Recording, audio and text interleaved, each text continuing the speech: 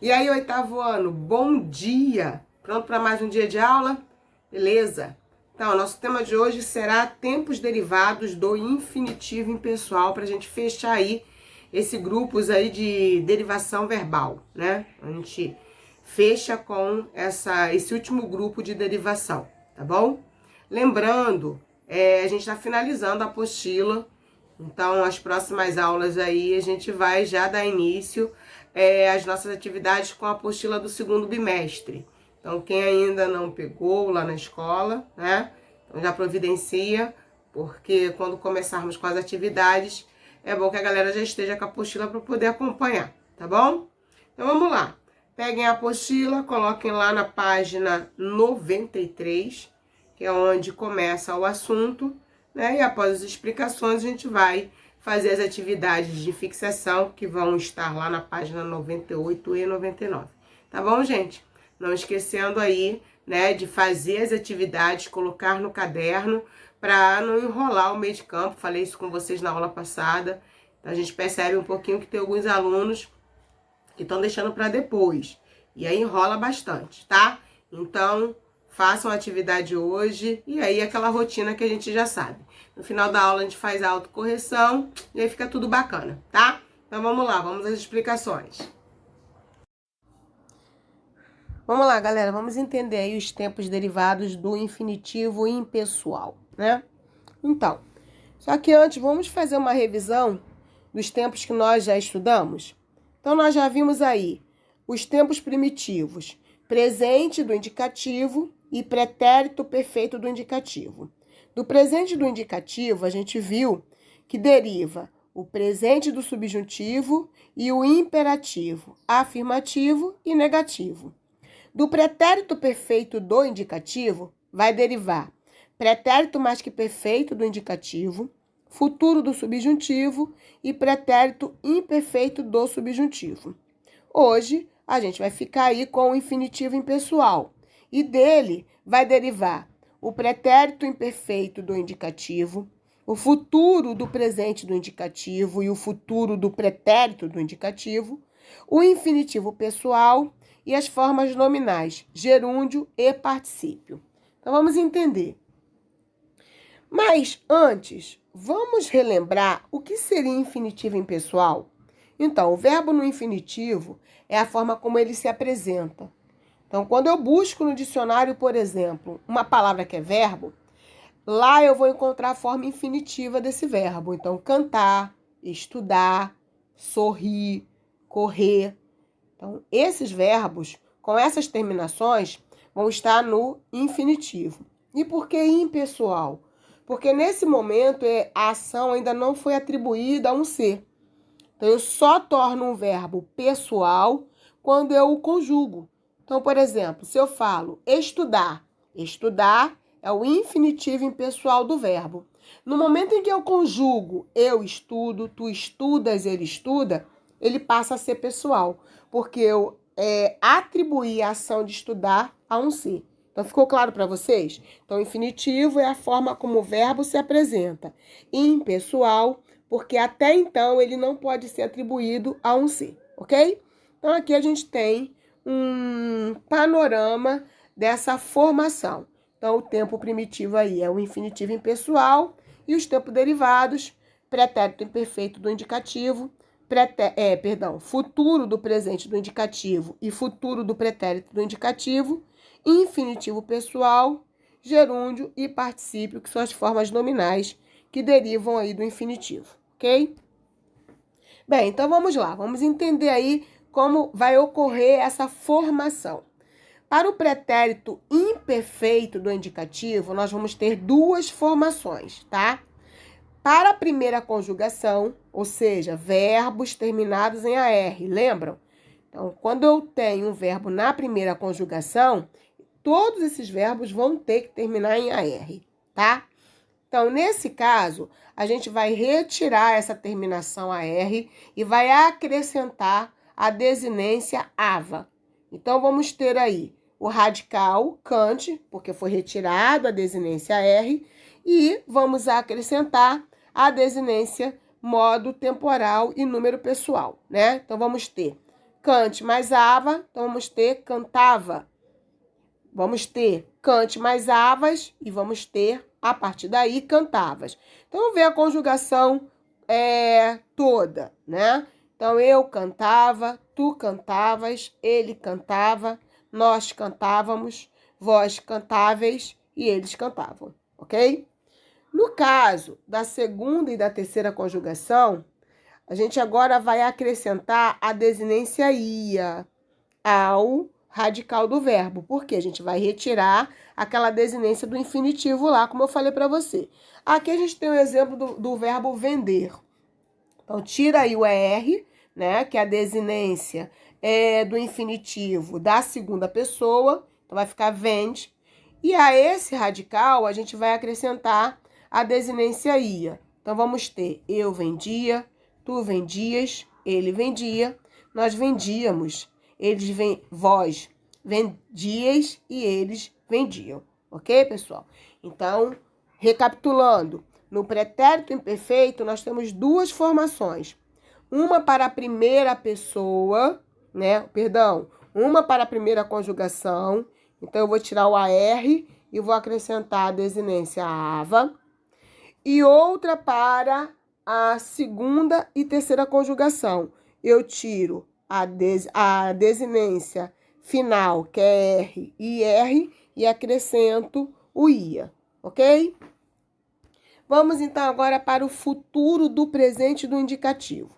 Aqui a gente não vai retirar, a gente só vai acrescentar a desinência à forma infinitiva impessoal. Então, você tem aí o cantar, o vender e o partir. Vamos usar como exemplo o cantar. Então, você vai só acrescentar a desinência ei, as, a, emos, eis e ão. O que vamos ter?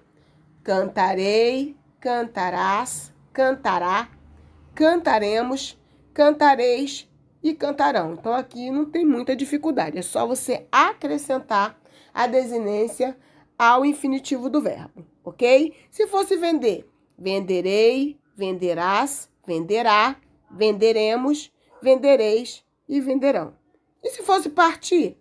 Partirei, partirás, partirá, partiremos, partireis e partirão. Então, né, o futuro do presente não tem muita complicação aí na sua formação, tá?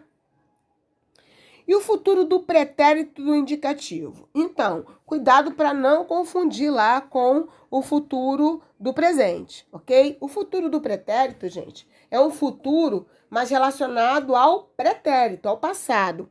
Então, a gente entende que é um futuro que nunca vai acontecer, ok? Isso aí é marcado pela desinência modo temporal ia. Então, aqui o que nós vamos fazer? A gente vai pegar a forma infinitiva do verbo, né, que já sabemos aí que é o cantar, o vender e o partir, porque são os exemplos que eu estou utilizando. E a essa forma, a gente vai acrescentar a desinência do futuro do pretérito, que é ia. Então, vamos ter aí cantaria, cantarias, cantaria, cantaríamos, cantarias, cantarias e cantariam, ok? Então, vamos ver aí mais um exemplo, agora utilizando o vender. E aí eu vou colocar as pessoas verbais para vocês entenderem um pouquinho melhor. Então, eu venderia, tu venderias, ele venderia, nós venderíamos, vós venderias e eles venderiam. Então, acho que agora ficou a pronúncia um pouco mais fácil para vocês compreenderem, tá? E a mesma coisa para o verbo partir. Então, para focar, né, para fixar, futuro do pretérito é um futuro relacionado ao passado, então é um futuro que nunca irá acontecer, e isso é marcado pela desinência ia junto ao infinitivo do verbo, ok? Bem, vamos então agora para um infinitivo pessoal. Então, galera, falei para vocês que o infinitivo impessoal é a forma como o verbo se apresenta, ok? E não pode ser associado a um ser. No infinitivo pessoal, é justamente o contrário. A gente vai associar o verbo a um ser, ou seja, um ser, alguém vai praticar a ação. Então, aí a gente vai ter algumas alterações, que é o caso da segunda pessoa do singular e é o caso da primeira, segunda e terceira pessoa do plural. Somente essas pessoas vão ter alteração no infinitivo pessoal. Então, vamos colocar num contexto. Verbo cantar, né, por exemplo. Então, quando eu cantar. Ora, quando eu cantar, o verbo, embora esteja no infinitivo, ele está sendo atribuído ao sujeito eu. Então, nesse caso, ele é pessoal. Vou utilizar ele numa forma genérica, numa forma que eu não possa atribuir a uma pessoa, para ficar claro para vocês, o infinitivo impessoal.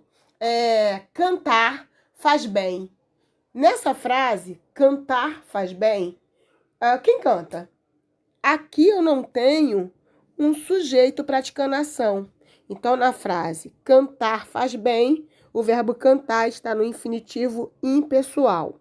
Agora, se eu falo quando ele cantar, nesse caso, o verbo cantar torna-se pessoal, porque eu estou atribuindo a ação ao sujeito ele, ok? Então, só para a gente entender aí, o infinitivo pessoal vai ficar com a seguinte conjugação: cantar, cantares, cantar, cantarmos, cantardes e cantarem, ok? Bem, agora vamos para as formas nominais, que é gerúndio e particípio. Então, gente, existem 3 formas nominais, na verdade, né? O próprio infinitivo impessoal, o gerúndio e o particípio. O gerúndio é uma forma nominal onde você vai fazer a retirada da desinência verbal, que é o AR, o ER ou o IR, e vai acrescentar o NDO para formar o gerúndio. E no caso do particípio, a mesma coisa, porém a desinência agora é só o DO, tá? Então vamos entender um pouco melhor aqui. Ó, o gerúndio. Então eu vou trocar o R pelo NDO. Então no caso de amar, vai ficar amando. No caso de aprender, vai ficar aprendendo. E no caso de repartir, vai ficar repartindo. Como é uma forma nominal do verbo, a gente não vai ter uma conjugação, né, das pessoas do discurso, igual fizemos com os verbos anteriores. Então, a marcação do gerúndio é a terminação NDO, tá? No caso aqui do gerúndio, né, a gente tem aí a desinência indicando uma continuidade da ação. Então, vocês vão observar isso claramente aqui no exemplo. Estou levando o bolo que você me encomendou. Está terminando a obra do apartamento. Então, a gente observa aqui que a ação está em andamento ou é uma ação duradoura, ok? Então, essa é uma característica aí do gerúndio. No caso do particípio, a gente, de forma geral, vamos trocar o R pelo do. Então, a gente vai ter amar, vai ficar amado. No aprender, vai ficar aprendido. E no repartir, repartido. Porém, prestem atenção, porque nesses exemplos aqui, vamos lá, a gente tem assim, finalmente foi absolvido, ficou grato pelo seu apoio. Então, 2 casos aqui que eu quero chamar a atenção para vocês. O particípio, ele é uma forma nominal, assim como o infinitivo e o gerúndio, como eu já falei para vocês, né? Então, como trata-se de uma forma nominal, ele vai assumir o papel de um nome. Então, pode ser aí, no caso, o papel de um adjetivo. Então, quando eu falo, finalmente ele foi absolvido, então você tem o particípio, mas dando uma ideia de adjetivo, ou seja, de característica. Uma outra observação que eu quero fazer para vocês é a terminação do particípio. Eu acabei de dizer para vocês que o particípio é formado pela desinência do, ok? Mas quando você observa aí, fico grato, a gente não tem a desinência do. Então, o que aconteceu? No caso do verbo no particípio, a gente vai ter dois tipos de particípio. O particípio regular e o particípio irregular, gente, tá? Então, vamos entender um pouquinho aí sobre esse assunto. Particípio regular e irregular. Então, o particípio, ele também é denominado duplo particípio, perdão, ou verbo abundante, ou aí verbo reduzido, ok? E nesse caso, a gente vai ter duas formas para o particípio. Ele vai ser considerado regular quando ele terminar lá com o DO, como tem a regra geral. E ele vai ser considerado irregular quando ele não tiver essa terminação. Em alguns casos, eu vou ter as duas formas para o verbo. Então, como exemplo, eu trouxe para vocês o verbo aceitar. Então, eu tenho a forma regular, né? O particípio regular, que é aceitado. E eu tenho o particípio irregular, que é o aceito. E para o exemplo do verbo acender, eu tenho o particípio regular, que é acendido. E tenho o particípio irregular, que é aceso. Ou seja, não termina em DO, tá? E aí, o que a gente pode observar do emprego desse particípio irregular? Normalmente, o particípio irregular, ele vai ser empregado em uma locução verbal, onde vai estar presente os verbos auxiliares, ser, estar. Então, normalmente, a relação do particípio irregular são com esses verbos, ser, ou melhor, a relação desses verbos, desse particípio irregular, é com o verbo ser e com o verbo estar. Então, vamos entender aí. No exemplo, você tem o trabalho seria feito pelo grupo. Então, se você observar a locução verbal seria feito, nós temos o verbo ser, como verbo auxiliar aí, né? Conjugado no verbo seria, e feito, que é o verbo fazer, mas no particípio irregular, porque ele não termina em DO, tá? No segundo caso, vocês têm assim, as luzes estão todas acesas. Então, a locução verbal aí foi separada. Então, você tem o estão e o acesas, né, no caso. O estão é o verbo auxiliar estar conjugado e o acesas aí é o particípio do verbo acender, mas o particípio irregular, porque não termina em DO, tá, pessoal? Então, relembrando, particípio irregular são aqueles verbos que não terminam em DO e são associados, são combinados com verbos auxiliares ser e estar, ok? A gente tem também alguns verbos dentre a classe dos verbos que não tem a forma regular. Eles só se apresentam com as formas irregulares, que é o caso aí dos verbos da segunda e da terceira conjugação e seus derivados, que eu venho citando aqui para vocês. Então, no caso do verbo abrir, dizer, escrever, fazer, pôr, a gente não vai ter a forma regular, ou seja, a gente não vai ter ele com o seu particípio terminado em DO, e sim somente o particípio irregular. Lembrando que aqui são alguns casos somente. Existem outros verbos que se apresentam somente com as formas irregulares. Tá, galerinha? Então, vamos às atividades na apostila, porque já falei para vocês que esse tipo de assunto só se aprende exercitando bastante, fixando bastante, tá bom? Então, qualquer dúvida, lá no privado, vocês vão pegar a apostila, vão abrir lá na página 98 e 99 e vamos desenvolver aí as atividades do número 1 ao número 10, ok? Não esqueçam, façam as atividades, não deixem para depois, para não acumular, ok, galera? E aí, durante a aula, a gente vai tirando as dúvidas e vai discutindo aí sobre as questões, tá? Beleza? Então, beijo, até daqui a pouco.